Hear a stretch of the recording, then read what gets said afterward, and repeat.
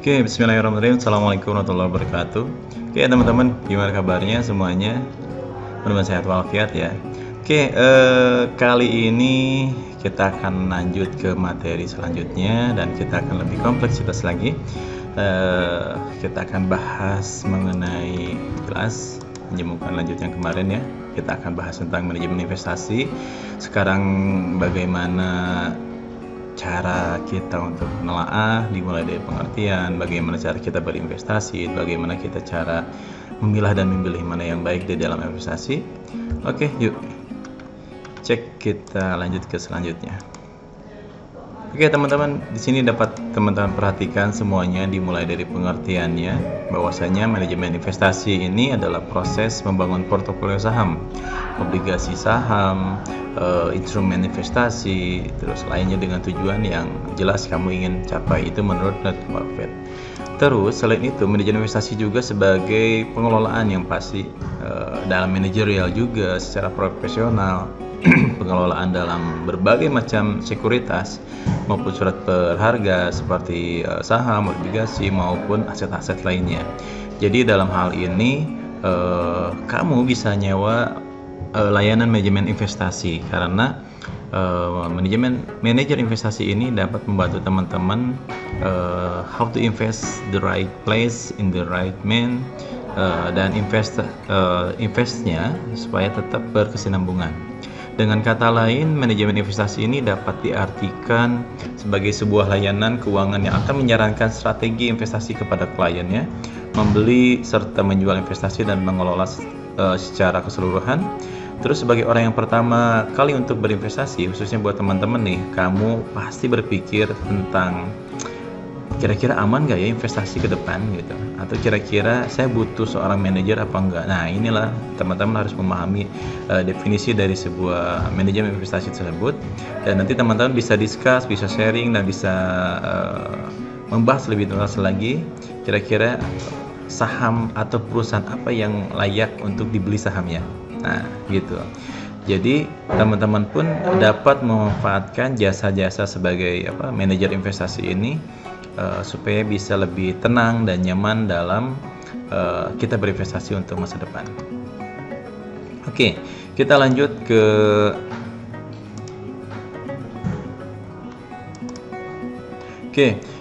apa yang biasanya dilakukan seorang manajer investasi.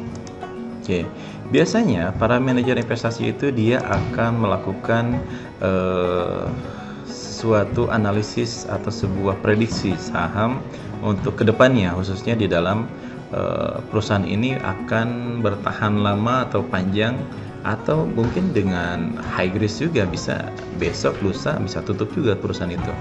Nah makanya teman-teman harus memahami terlebih dahulu pengertian dari sebuah manajer investasi adalah orangnya atau perusahaan yang mengelola dan mengatur portofolio investasi atas nama kliennya.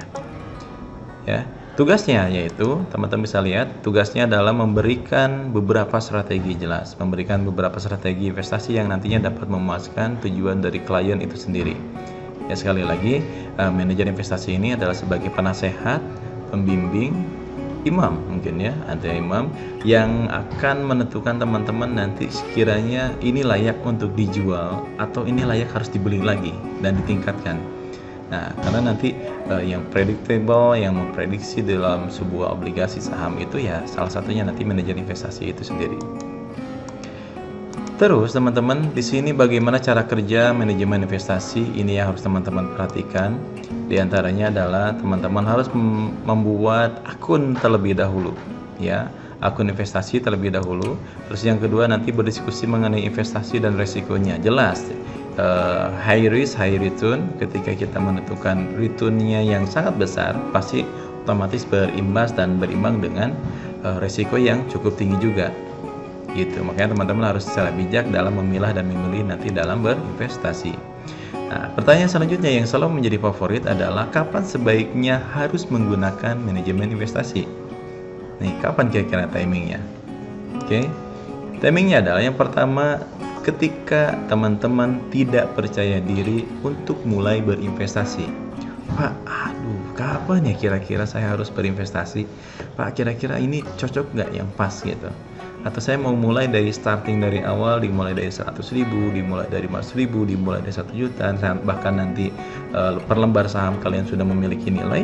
Kalau teman-teman sudah bisa memutuskan untuk ya justru sudah selling saja, ya itulah hasil yang teman-teman nikmati gitu. Terus kapan yang kira-kira untuk menggunakan manajemen investasi? Ketika ada penasehat yang profesional membantu pengelolaan kebutuhan keuangan teman-teman ya. Jadi nanti ketika ada kebutuhan ke penasehat yang profesional, teman-teman nanti akan mengarahkan ini layak untuk dibeli atau ini nanti layak untuk dijual. Selanjutnya jelas harus ada yang mengawasi portofolio mengenai tentang saham kamu. Nah, manajer investasi ini adalah yang layak teman-teman untuk memberikan saran untuk teman-teman supaya ini bisa dipilih apa tidak gitu. Dan yang terakhir adalah ketika teman-teman mengalami masalah yang kompleksitas mengenai keuangan, sisa keuangan yang sisanya berapa lagi mengenai pewarisan, dan kira-kira ini uang kalau disimpan khawatir habis atau hilang gitu. Karena dalam pengelolaan aset dalam investasi itu nanti dalam dua hal. Investasi itu nanti pada akhirnya ada aset tetap dan ada aset lancar. Kalau aset tetap yang sifatnya fix, artinya tetap di sini adalah yang terlihat physically-nya seperti tanah, emas, perhiasan, dan yang lainnya. Itu aset tetap yang bersifat fisik. Yang aset lancar, yang non fisik seperti bentuknya ya ini investasi di sini adalah bentuk saham. Saham ada pengembangannya ketika kita membeli saham tersebut dan perusahaan itu berkembang dengan pesat, ya otomatis return-nya, pendapatan kita, earning kita itu sangat akan luar biasa, mantap di situ. Oke, jadi kalau kita sering menggunakan saham di sini kita akan bisa menjadi kaya mendadak atau juga bisa miskin juga mendadak. Karena sekali lagi tergantung kapan kita harus beli dan kapan kita harus jual. Oke, selanjutnya teman-teman di sini ada top manajer investasi terbaik di Indonesia. Di antaranya adalah ini teman-teman bisa menitipkan investasinya atau keuangannya di para manajer investasi terbaik di Indonesia. Top 3-nya adalah yang pertama di Manulife Asset Management Indonesia. Karena secara reksadananya dia tercatat sampai 23,67 triliun dengan market share-nya 15%. Jadi market share di sini adalah nanti lebih ke profit sharing-nya nanti ketika kita ada pengembangannya, nanti pembagian bagi hasilnya nanti ada market share-nya hampir 15%. Yang kedua adalah Sinarmas Asset Management. Ya di sini tercatat sampai 14,51 dengan market share-nya hampir 9%. Dan yang ketiga adalah di Bahana TCW Investment Management, dan ini top 3-nya adalah dia sampai mencatat 14,51 triliun dengan market share-nya 9%.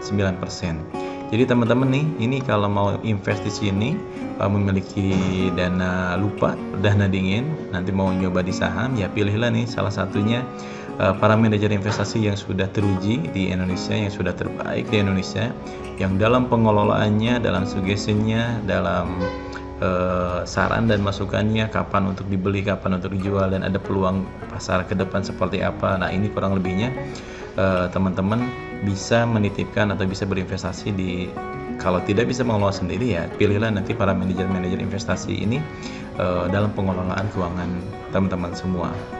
Yap, ini teman-teman sekilas selayang pandang untuk manajemen investasi. Poin yang paling penting adalah yang harus teman-teman perhatikan, kunci utama yaitu teman-teman ketika dalam berinvestasi, salah satunya yaitu dalam membaca dalam laporan laba rugi. Oke, terus nanti dilihat juga dari nilai IPS-nya atau nilai equity-nya, nilai sahamnya apakah terus berkembang apa tidak. Semakin cepat dan konsisten perusahaan dalam meningkatkan laba dengan valuasi yang rendah, maka perusahaan tersebut akan semakin bernilai tinggi. Ya. Jadi poin paling pentingnya adalah teman-teman tolong perhatikan labanya di dalam laporan keuangan, dan jelas nanti pilihlah nanti valuasi yang rendah supaya teman-teman return-nya kepada teman-teman itu sangat terasa dan sangat tinggi. Itu teman-teman, itu yang harus diperhatikan oleh teman-teman semua. Oke teman-teman, itu sekian yang dapat Bapak sampaikan. Ini berkaitan tentang manajemen investasi. Nanti kita akan lebih kompleksitas lagi dalam menganalisis lebih dalam, yang akan menganalisis tentang cara menganalisanya lebih detail lagi seperti apa yang harus kita kaji. Nanti kita akan earning per share, nanti kita akan pembahasan tentang stock split, bahkan dan hal yang lainnya lebih seru lagi. Yang pasti teman-teman, ini adalah pemanasan dulu, bahwasanya teman-teman harus terbuka lebar, open mind, bahwasanya dunia investasi itu tidak hanya di dalam berdagang, tidak hanya di dalam ruang lingkup yang kecil atau mikro yang kecil, bahkan kita di dalam pasar digital, pasar finansial itu bergerak luar biasa cepatnya.